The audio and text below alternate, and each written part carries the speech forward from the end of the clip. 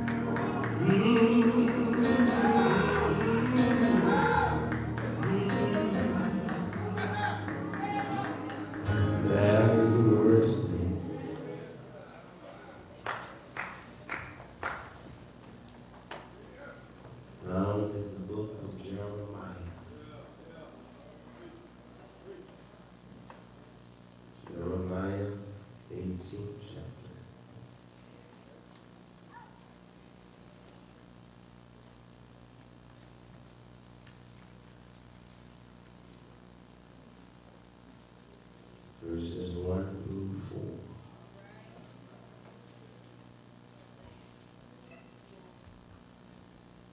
Jeremiah 18, starting at the first verse, it sounds like this. The word which came to Jeremiah from the Lord, saying, arise, go down to the potter's house, and there, talking about the potter's house, I will cause thee to hear my words. Then I went down to the potter's house, and behold, he wrought a work on the wheels. And the vessel that he had made of clay was marred in the hand of the potter. So he made again another vessel, as seemed good to the potter to make it. I want to talk about today a new view of a new view. A new view of a new view. Thank you, Stanley. Thank you, ushers, nurses, Stanley.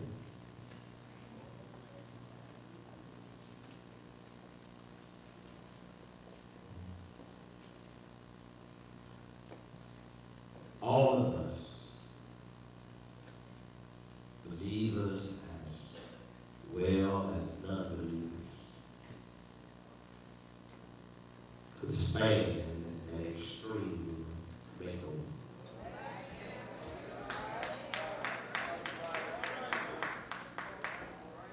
The reason why we can stand an extreme makeover is because none of us are perfect. All of us at one time or another, even if you've been saved all your life, have either said or done something that was not pleasing to him that made us. In fact, there are times when you, as well as myself, say some things that when we get home and look in the mirror, we are disgusted with what we say.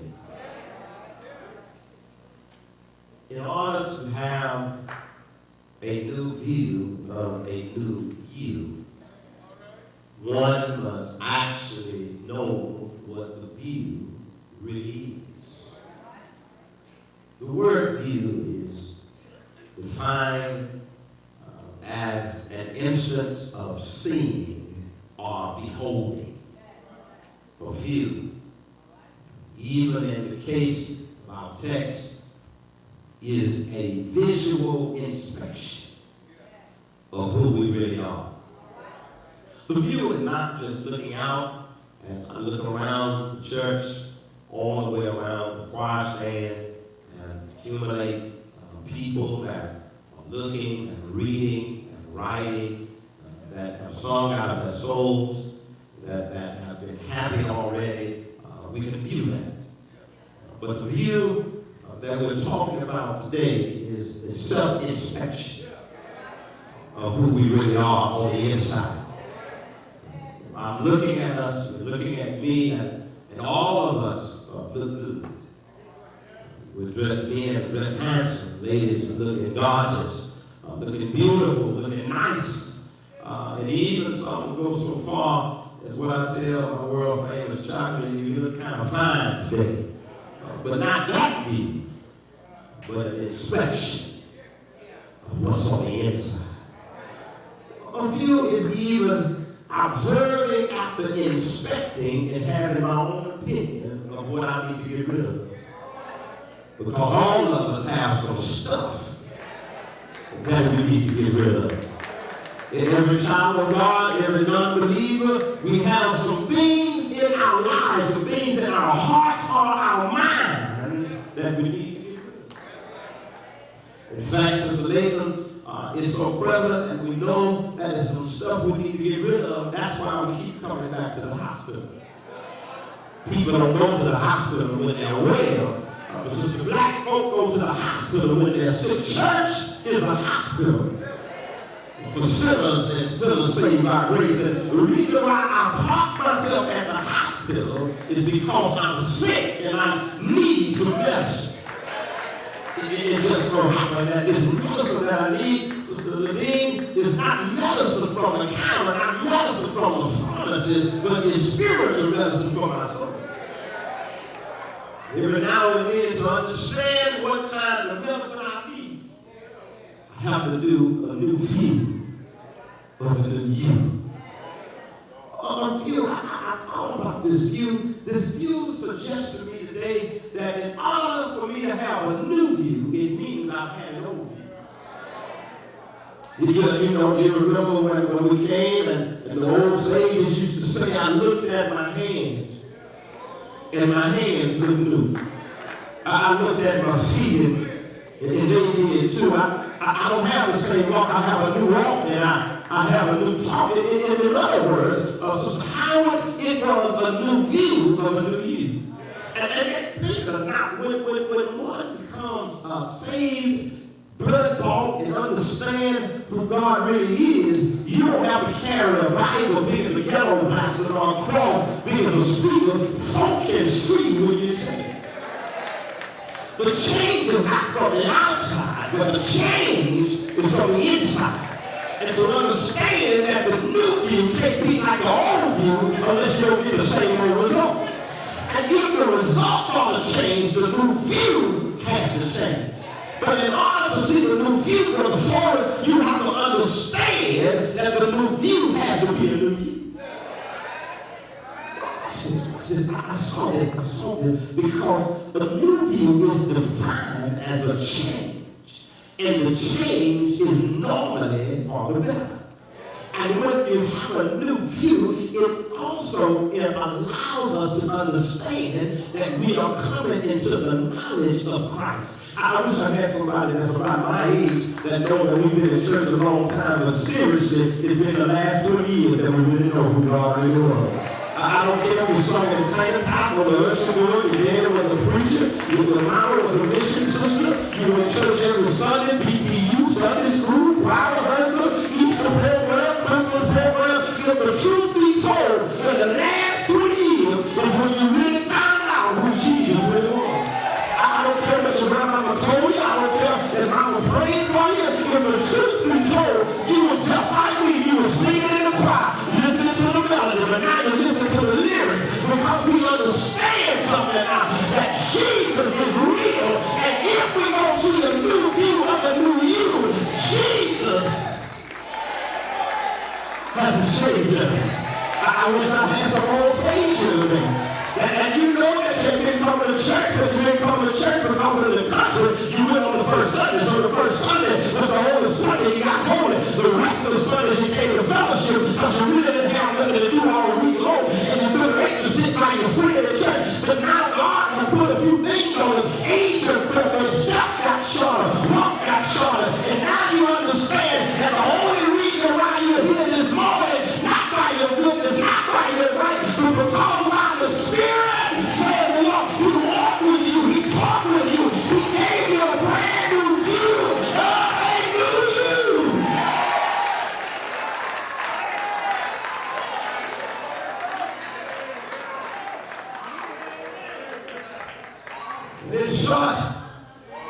It's short, for me to understand that I need a new view of a new you is to understand that there are some things about me that I really don't like.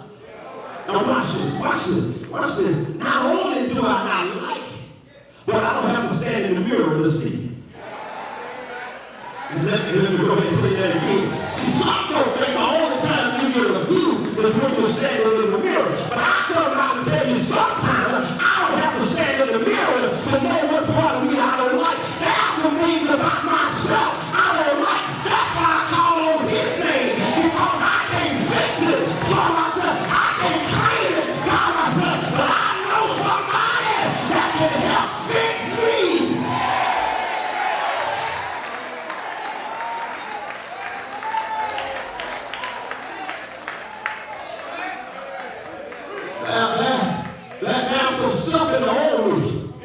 that I really didn't like, and I had to get a new me, but in the process of the new me, I found out that I'm still under construction. I have a man to get that. There's some dust on my shoes, there's some dust on my clothes, and if I do anything that's unbecoming, I want you to know I don't mean to hurt you. I'm still under construction because I'm trying to get another view of the new me, and in order for me to continue to get a new me, I have to work on me every day, because every now and then I don't feel so holy, so I might say some things that's not so holy, but God convicts my spirit, picks me up and turns me around, shake me off, get the dust off of me and say, don't worry about it, pardon my dust.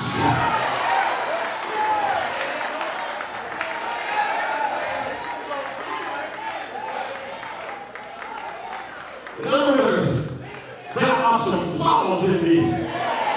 There are some defects in me.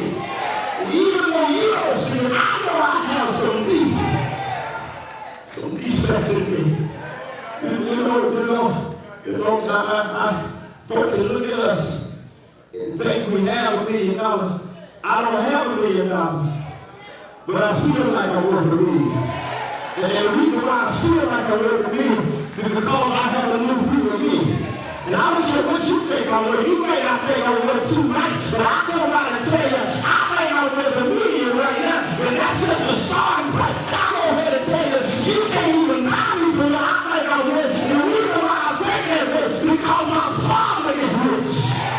My daddy is the king. I have some royal rights because of who I am. I've been grafted in the family.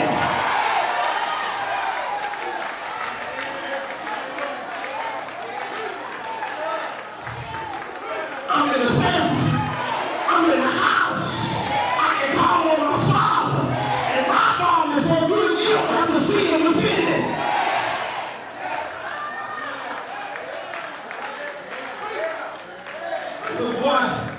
The boy said, you don't want to see my daddy because my daddy big. Other boy said, you don't want to see my daddy. The boy said, well, you don't want to see my daddy because my daddy is strong. The boy said, you don't want to see my daddy because my daddy is strong. He said, well, I tell you what, in a few minutes you're going to see my daddy and you're going to know how big and bad my daddy is. He said, tell your daddy when he comes and I'll tell my daddy to let him walk.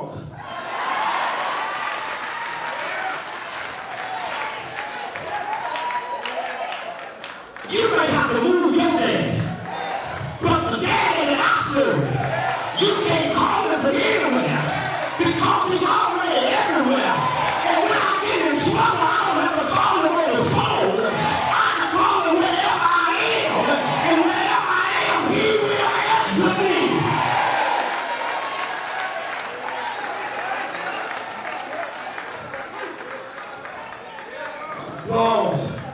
Some flaws in me, there's some defects in me.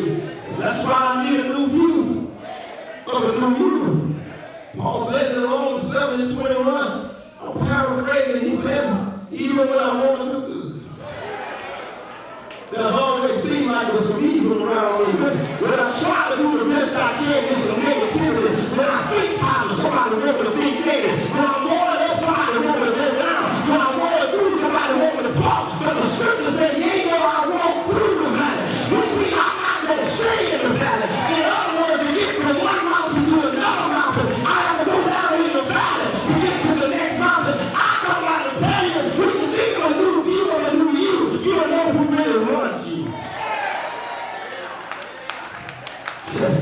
Say, I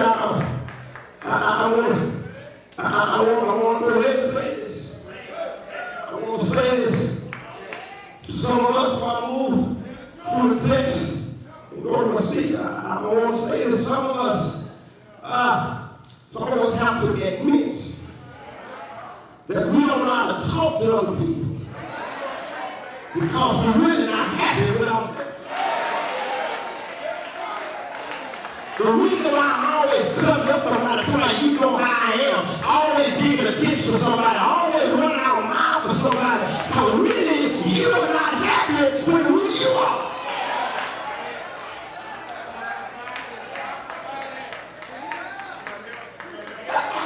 That's some of some of us talking about I'm happy. You know what? Let me say this. When every time, Sister Penny, I talk to this person and they always talk about I'm happy, I already know you're not happy. The only preacher used to say a person always talking about what they ain't talking about. You know, I'm happy. I'm just happy as can be. And just, can I go ahead and say it? Just sad as hell on the inside. You trying to fool yourself to think you happy. You ain't happy. I'm not happy all the time. There are some times when Satan tells me and mess my mind up to make me want to get out of control and standing God pulpit to preach to some folk that look at me and want me to fail. But God said, I called you, you didn't call you. I'm your daddy, you not your daddy. I'm your deliverer, you not your deliverer. I'm your savior, you not your savior. I told you to go, you didn't tell you to go. You didn't have something up to go. That's why I told you to go.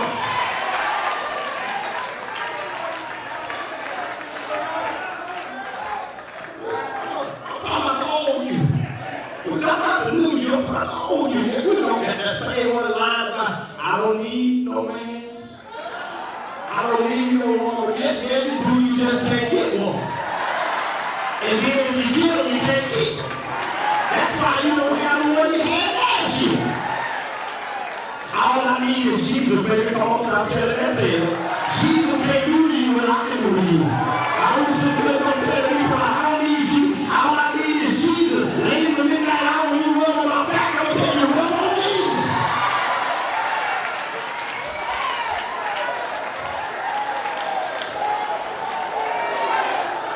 So you got I'd have had 1,000 of them. I don't need no more. You lying, you need 1,001.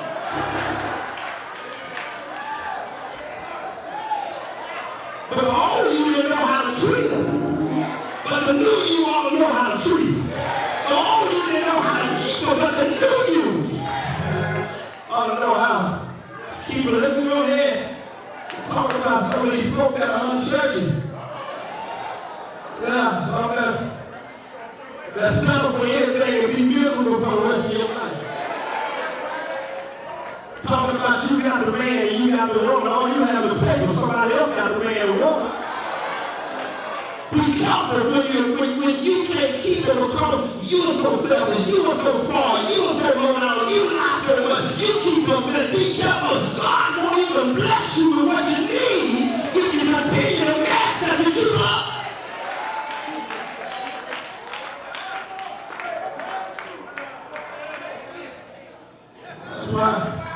That's why some of my close friends are still smoking weed, smoking Primos, getting high on crack cocaine, using that shirt, that water, that wet, still drinking their Wells and Coke, gin and vodka and orange juice, popping the pills, drunk until you're drunk in the stomach. Don't even know when you took your last drink on yesterday. We'll come dragging to church on Sunday morning like the Lord owed you something. I'm going to tell you, when you get a new view of the new you, you'll find out it's not in the pipe, it's not in the bottle, but it's in the law. When you realize that it's in Christ Jesus, when you understand that when you have Him, you do have enough. But just make sure we understand what enough means. Enough means that I have enough on the inside of me to understand that God is my keeper. Let me go ahead and drop these three on you right quick. And I'm going to my seat. The first thing that I saw in this particular text is that Jeremiah didn't even know what he was going to see at the potter's house. And let me know that sometimes God prepares us. And He gives us a message in another way. God does not always talk to us by His word. But sometimes He talks to us by His actions. Listen to what He tells Jeremiah. He says, Jeremiah, go down to the potter's house. He said, when you get to the potter's house, I have a message prepared for you. Because the message I want to give you, I want you to give it to the nation. Because the nation is in turmoil. They don't know which way to go. Some want to go right and some want to go wrong. But they've been hanging with some more nations that they're already wrong, trying to make them go the wrong way. Jeremiah, get to the potter's house because there is a message there to give to my people. Listen to what he tells Jeremiah. He says, arise and go down to the potter's house. And there I will cause, you to hear what I want you to hear. And that tells me that Jeremiah did not know what he was going to hear. But when he got there, it wasn't a word by words, but it was words by illustration. Is there anybody in here other than me that God has shown you something? And he didn't have to show you in words, but he showed you in action. And when he showed you in action, you said, if it had not been, for the Lord on my side. Sometimes he allowed us to get sick.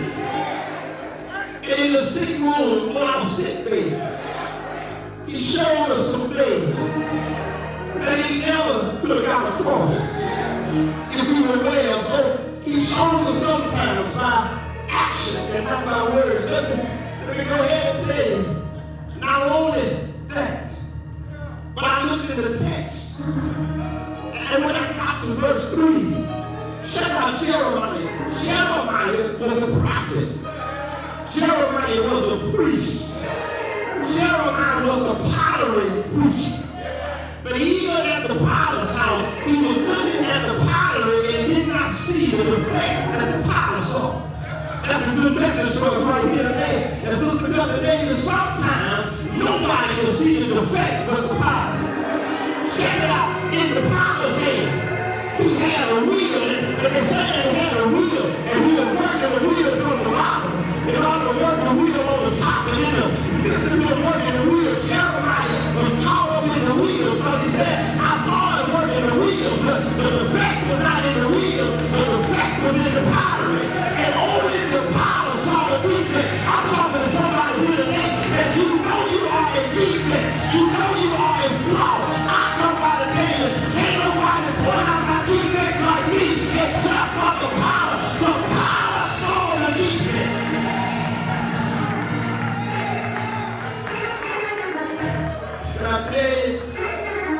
Can I tell you what I like about the potter seeing the defect? It's right there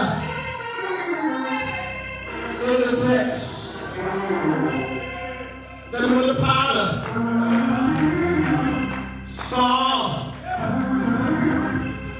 the defect, he did not throw the clay away. Aren't you glad that when the potter saw the defect, people gave up on it, finally turned their backs, but the potter did not throw us away. I don't know how you feel about it, but it's right there for the text, when it says that in the potter's hand, he saw a defect in the clay. But he did not throw the clay away, but he took the clay and he squashed the clay and he started reworking the clay because the old view was messed up. But the potter knew that the clay could be remade again. I come by to tell you, clothed in all this note, when the jar was finished, the Lord had to explain that I could be with people as the potter did with this clay. And I want you to know that in the potter's hand, he can turn clay